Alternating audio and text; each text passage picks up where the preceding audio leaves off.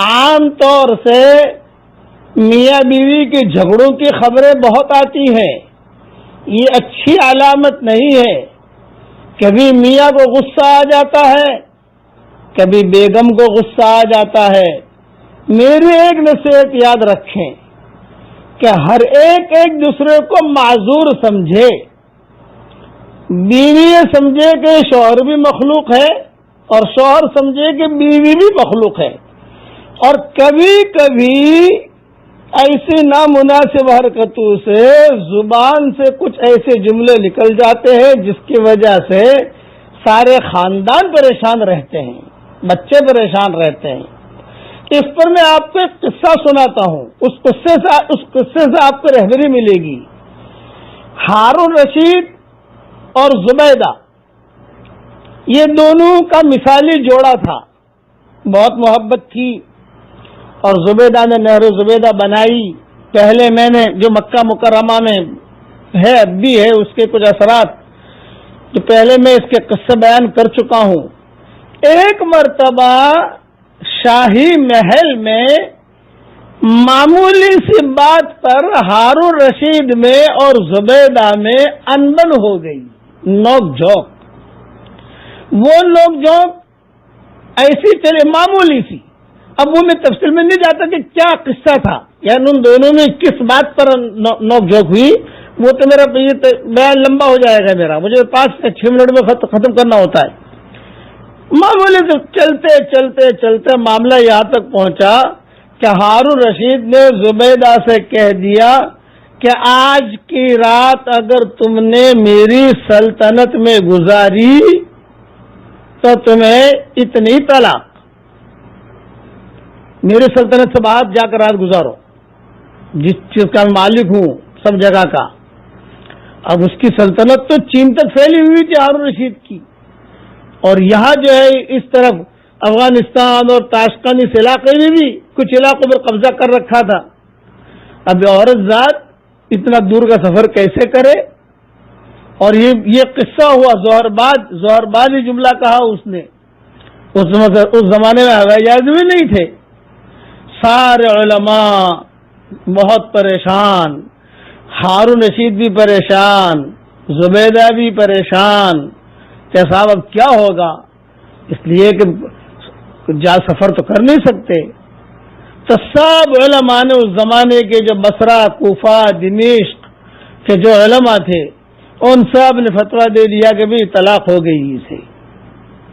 کوئی پھر حل نکالو، تو کیا حل نکالیں بھئی؟ اس نے تو کہا میری سلطنت سے باہر جا کر تم جو ہے رات گزارو، میری سلطنت میں رات گزاری تو تمہیں اتنی طلاق، تو سلطنت تو اس کی ساری جگہ پھیلی ہوئی ہے۔ امام ابو یوسف جو قاضی تھے، تو امام ابو یوسف کے پاس یہ مسئلہ پہنچا۔ امام ابو یوسف نے سارے علماء کے سامنے کہا طلاق نہیں ہوئی۔ زبیدہ بیٹا گھبرا مت، ہارون رشید گھبرا مت، طلاق نہیں ہوئی۔ اب سارے علماء پریشان کہ صاحب اتنا بالکل، یعنی آج کا بھی عالم سنے گا تو کہہ دے گا کہ ہاں طلاق ہو گئی، اور یہ قاضی ابو یوسف بنا کر رہے۔ تو علماء نے پوچھا کہ حضرت کیسے نہیں ہوئی، کیا دلیل؟ یہ کہا کہ کوئی بات نہیں، قرآن میں دلیل ہے۔ ابو یوسف نے کہا قرآن میں دلیل ہے۔ اچھا، تو اور سارے کے سارے یعنی متوجہ ہو کے بیٹھ گئے۔ تو قاضی ابو یوسف نے کہا کہ دیکھو آج کی رات جو ہے زبیدہ اس کے محل میں رات نہ گزارے، بلکہ کسی مسجد میں جا کر رات گزار لے۔ اور قرآن شریف میں ہے وَأَنَّ الْمَسَاجِدَ لِلَّهِ، مسجد جتنی ہے اس پر کسی کی بادشاہت نہیں ہے، وہ اللہ کی ملکیت ہے۔ وَأَنَّ الْمَسَاجِدَ لِلَّهِ سورہ جن میں ہے کہ مسجد کا ہی مالک نہیں ہے، مسجد پر اس کی سلطنت نہیں ہے، وہاں جا کر رات گزارے، اور وہاں جا کر رات گزارے، پھر جو ہے صبح وہ آ جائے تو اس کے بعد جو ہے اس کو طلاق نہیں ہوگی۔